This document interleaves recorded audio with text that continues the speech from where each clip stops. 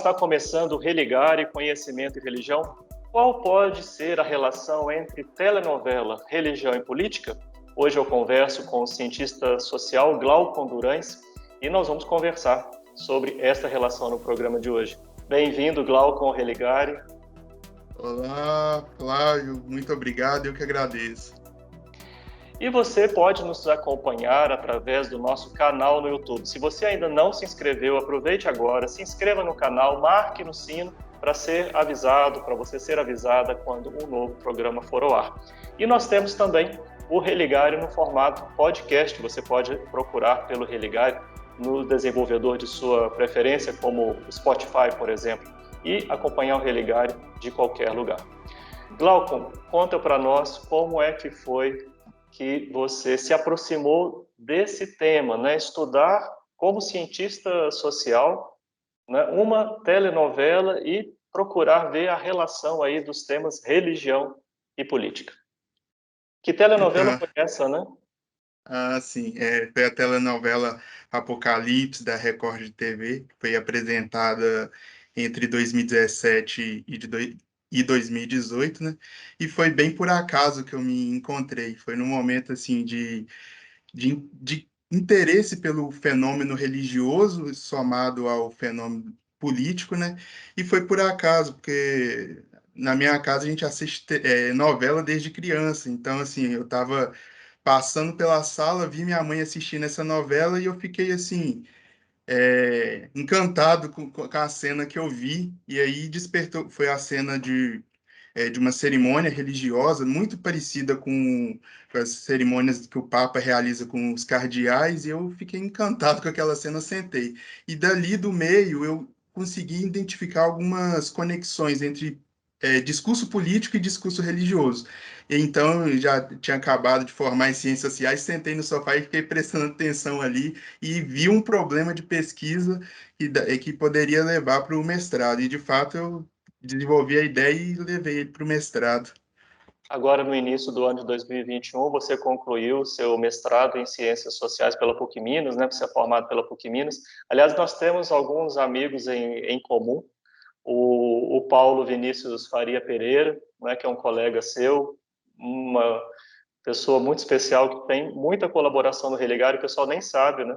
Ele já conseguiu identificar, por exemplo, várias das fitas antigas, os programas antigos do Religare, é muito fruto do trabalho do Paulo, né, que é um encantado também com o programa, está sempre usando os Religare em sala de aula, e ele que me falou, olha, vai ter uma dissertação que vai ser defendida agora em fevereiro, eu acho que é uma pauta para o Religare. Então, o Paulo é um amigo comum que nós temos, e o Leonardo, que é o nosso produtor também, você disse que conheceu o nosso produtor já de muitos anos, né?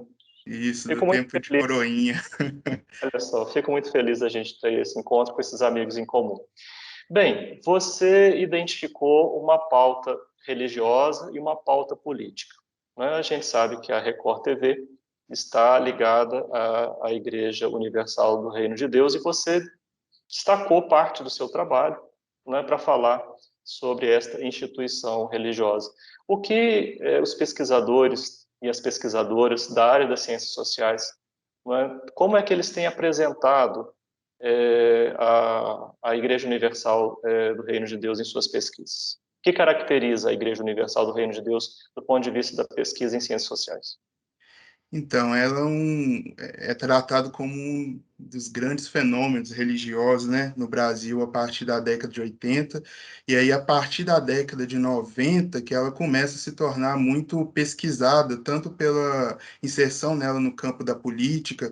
Aliás, essa inserção se dá desde a Constituinte de 88, né, onde que ela elege senador para participar desse processo, e aí tem uma conexão entre a esfera econômica e a esfera religiosa, e tem toda a discussão da teologia da prosperidade, tem também uma discussão mais a respeito do urbano, né, que ela é a primeira grande igreja ali neopentecostal a construir seus próprios templos, as catedrais da fé, e sair da lógica, né, de alugar espaços. Então, isso gera um impacto no meio urbano, uma criação de uma identidade. Enfim, ela é abordada de várias formas. Tem a questão também do televangelismo, né? Que ela compra a Record TV lá na década de 90 e ela vai comprando outras estações de rádio, televisão, jornal.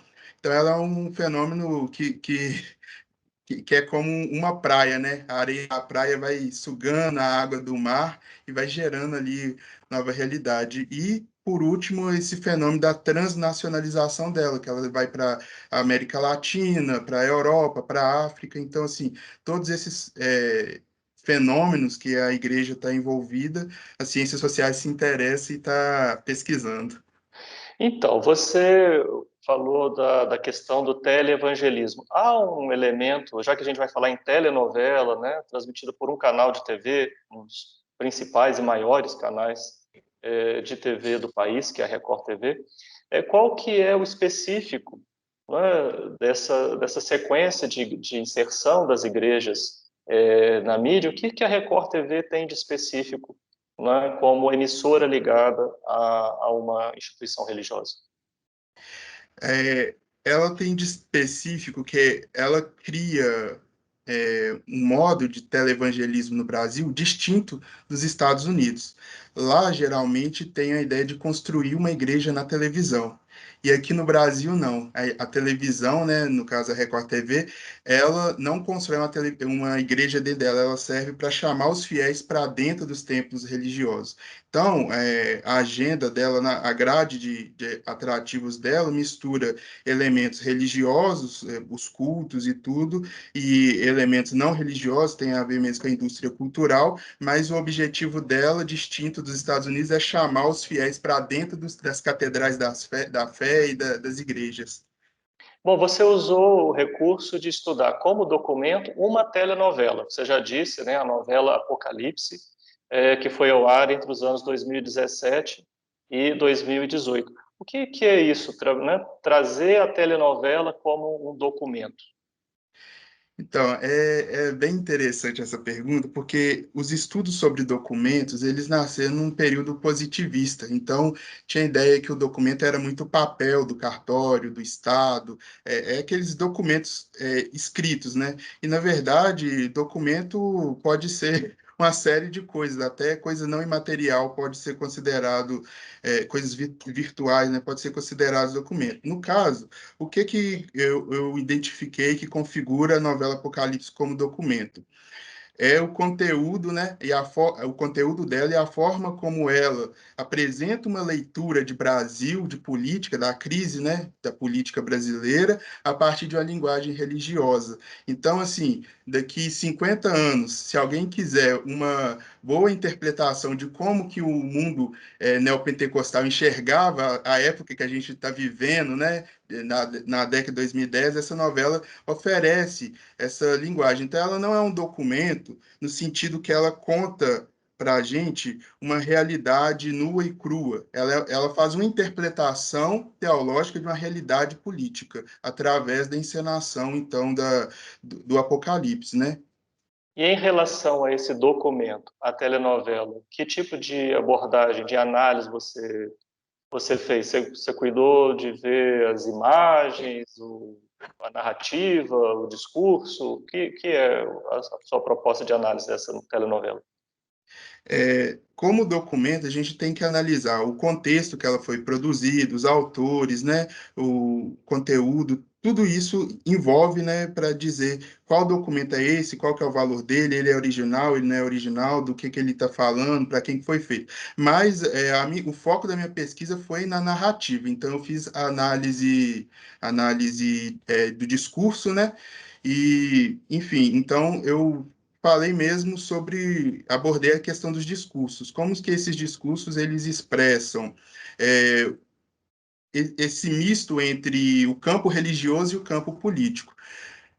Infelizmente não deu para fazer a análise fílmica, né? Mas para o doutorado eu vou continuar pesquisando essa novela, é um campo aberto, então quem sabe aí já posso fazer Bom, análise fílmica. tem mais coisa por aí. Qual que é o enredo da novela Apocalipse? Então, ela é um teledrama, né? Uma teledramaturgia que mistura elementos pré-apocalípticos, pós-apocalípticos, apocalípticos, de ficção científica.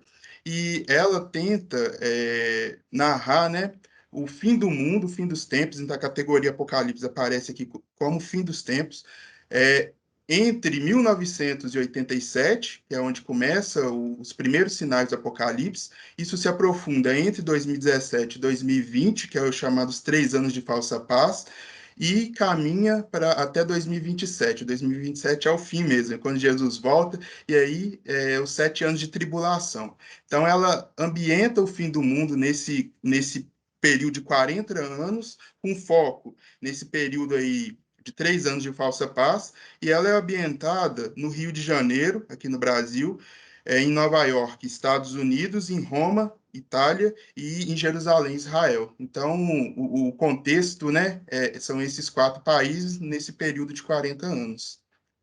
Eu não sei se a gente só tem um minuto para concluir esse primeiro bloco, mas acho que valeria a pena a gente sinalizar assim, qual que é a narrativa, né? Você falou do enredo geral da novela, mas qual que é a narrativa.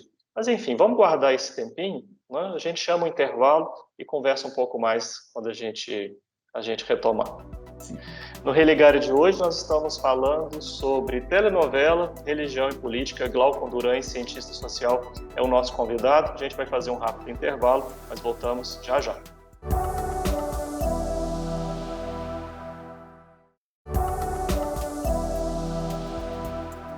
Estamos de volta com o Religare, Conhecimento e Religião.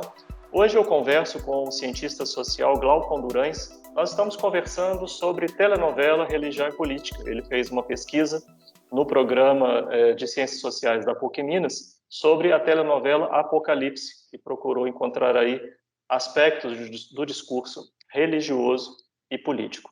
A gente quer saber qual é a narrativa da novela Apocalipse. Glauco, conta para nós. Então, ela tenta fazer uma relação da narrativa do livro do Apocalipse, embora a estrutura seja diferente, mas nos dias atuais. Então, aquele contexto de perseguição cristã do primeiro século, da primeira perseguição de Nero, é trazido para hoje. Só que isso em pautas políticas atuais. Então, Nero, aquilo dali, não entra para a novela. Aqui, o conteúdo dela vai focar em pautas políticas conservadoras presentes no cenário pré-eleitoral de 2018. E aí eu identifiquei, então, 4 pautas políticas, né?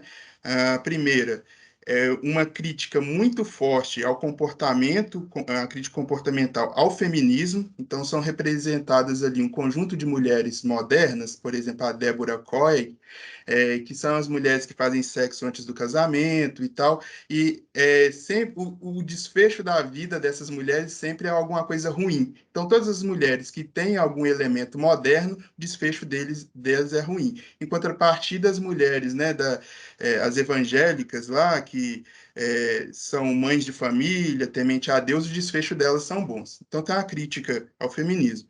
Outra crítica que aparece é a da corrupção, que é a bandeira histórica da classe média brasileira, né, contra a corrupção e contra as drogas, só que isso aparece de forma populista, não se problematiza esse problema, é mais mesmo para consolidar o imaginário nacional, um apelo, né?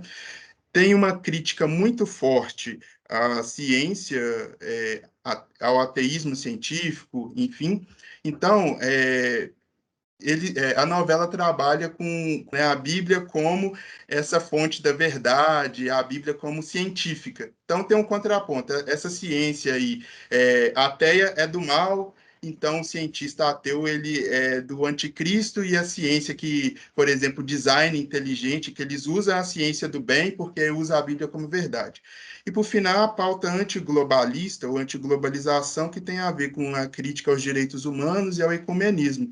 Então, representa ali a ONU e a Igreja Católica como instituições de Satanás, do anticristo, e que tem por finalidade construir, fazer uma moeda única, um governo único, uma religião única, dominar o mundo para o anticristo, né, levar mais pessoas para o inferno. E aí é interessante que a novela ela já começa mostrando seu final. O anticristo ele sabe que ele vai ir para o inferno no final, que ele vai fracassar, que Jesus vai voltar, e mesmo assim a novela inteira ele está ali o tempo inteiro colocando, né, as agendas dele para levar as pessoas para o inferno.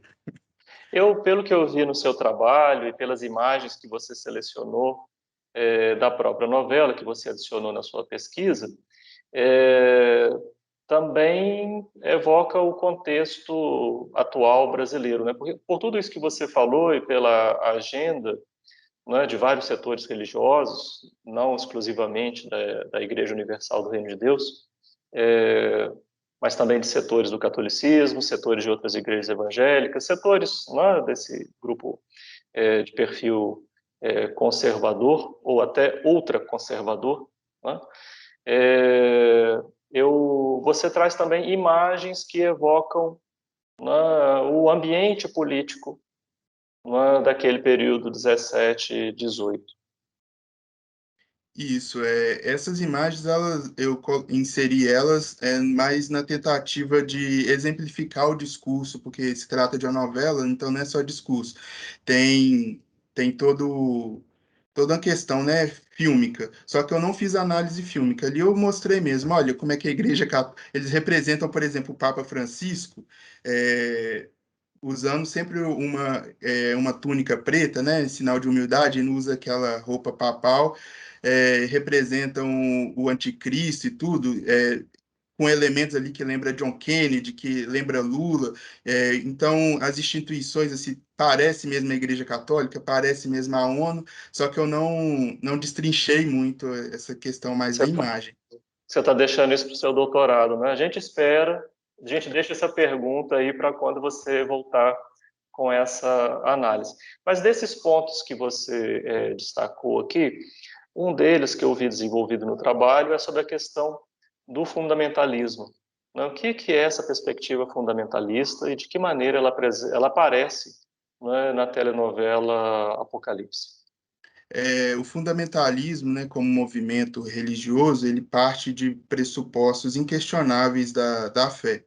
E aí, ele tem a ver com a interpretação da Bíblia. E a novela, ela faz uma interpretação engessada da Bíblia, uma interpretação literal. Tanto que os símbolos do Apocalipse, os quatro cavaleiros e tudo, eles são representados como personagens da novela. Por exemplo, outro símbolo, o 666, né? Enfim, são representados ali como símbolos literais e sem uma questão teórica mesmo do significado por detrás, naquela época do primeiro século. Só que a novela ela caminha de um fundamentalismo para o neofundamentalismo. Que o fundamentalismo tem a ver mesmo com a interpretação literal da Bíblia, sem negação de hermenêutica, de exegese e tudo.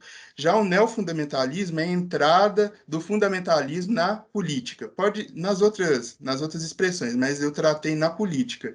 Então, é muito esse discurso, né, de a Bíblia ser a nossa Constituição, de trazer a Bíblia, a verdade bíblica para dentro da política, e o mundo tem que ser pautado na Bíblia. Sim. Bem, você falou que fez uma análise religiosa e política. A parte religiosa, então, pelo que eu entendi, foi fundamentalmente ligada à questão do fundamentalismo. E a parte política? Então, elas estão entranhadas, né? Porque eu comparei essas pautas com o plano de governo do Jair Bolsonaro e do Fernando Haddad. E a novela, ela antecipa, então, as narrativas desses dois planos. O Bolsonaro, no plano dele, né, ele já evoca algumas frases bíblicas, né? Conhecerei a verdade libertará, e mistura ali uma questão política. E a questão política, então, ela está em torno do conservadorismo, dessa luta antifeminista, da luta anti-ciência, anti-intelectualismo, anti-globalização, né, entendendo a globalização como governo único que vai dominar o mundo. Então, assim, é um link entre o fundamentalismo e o neofundamentalismo e o conservadorismo político. E aí a novela, então, antecipa, né? Olha, a esquerda vai chegar com esse discurso aqui. Então já vamos representar ele na novela como uma coisa do anticristo que no final vai ser encaminhado para o inferno. Já a pauta conservadora é de Deus, então vai ser salva por Jesus. Quando uma emissora, né, do porte, né, da emissora responsável por essa telenovela, vinculada a uma igreja cristã do porte da Igreja Universal do Reino de Deus, quando ela pauta esses conteúdos e, desta forma, na sua avaliação como pesquisador, ela pretende se inserir na realidade ou influenciar a realidade social e política de alguma maneira? Pelo que eu pesquisei, sim. Por quê? Essa novela, ela foi revista pela filha do Edir Macedo, a Cristiane Cardoso. Isso gerou, assim, um atrito muito forte entre a autora Vívia de Oliveira e essa Cristiane Cardoso, né? Então, a Vívia até saiu da Record depois e gerou muita polêmica. E também eu percebi intencionalidades discursivas. Por exemplo, no discurso do anticristo, existem literalmente parte de discurso do presidente Lula, parte do discurso do John Kennedy, parte do discurso do Hitler. Então, eles trazem discurso dessas personagens políticos para construir a identidade do personagem anticristo na novela. Então, tem uma intencionalidade aí por detrás, né? E a intencionalidade que eu percebi é colocar, então, Lula, Kennedy, Hitler como uma coisa só. Mas o problema é que, na medida que a novela desconstrói a esquerda, ela desconstrói também o liberalismo.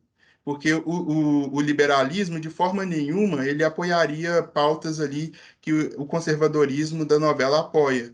Então, assim, é uma crítica à esquerda, mas também ela acaba por destruir a direita liberal.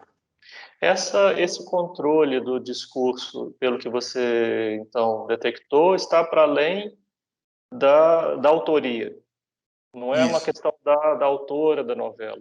Não, e isso daí foi assim uma das grandes polêmicas. A autora, em entrevista, ela falou que não reconhece aquilo que foi ao ar e o script foi mudado na novela. E aí, assim, eu não aprofundei em que medida que foi mudado, mas isso daí foi uma polêmica e, de fato, assim, a novela ela tem essas intencionalidades que não aparecem nas novelas anteriores da Record, as novelas bíblicas, né, da Record. Então, Apocalipse, assim, ela tem esse diferencial das outras. E para além do pesquisador, você teve, não é você que ficou mais de 100 horas assistindo, né, os 130, 130 130. horas, são 155 capítulos. Você teve companhia aí na sua casa também, né, para Sim. assistir a novela. Como é que o público, seu público, não é? Você percebeu seu público acompanhando? Esse público se deixa afetar por esse tipo de discurso? O que é que chama a atenção das pessoas? Um tipo de Então, narrativa como eu essa? assisti aqui com minha mãe, né, aquela que assiste a novela e tal, e conversando até com colegas que já assistiram, eu acho que tem um grande medo, né, porque é aquele sentimento, o mundo está acabando mesmo, olha, as profecias bíblicas estão passando na novela e está acontecendo na realidade. Então, assim, é um medo. Aí eu perguntava, se você está com medo, por que você está assistindo? Aí a pessoa, não, mas eu tenho que assistir para ver como é que o mundo vai acabar mesmo. Então, tem essa narrativa do medo mesmo. E esse medo que desperta interesse em assistir a novela. Glauco, muito obrigado, parabéns pela sua pesquisa, sucesso na continuidade dos trabalhos, saúde aí para você, para sua família.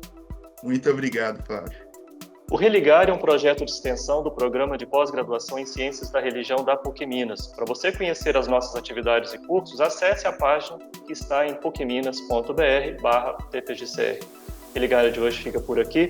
Nós voltamos na próxima semana. Um abraço muito cordial e até o próximo Religare, Conhecimento e Religião.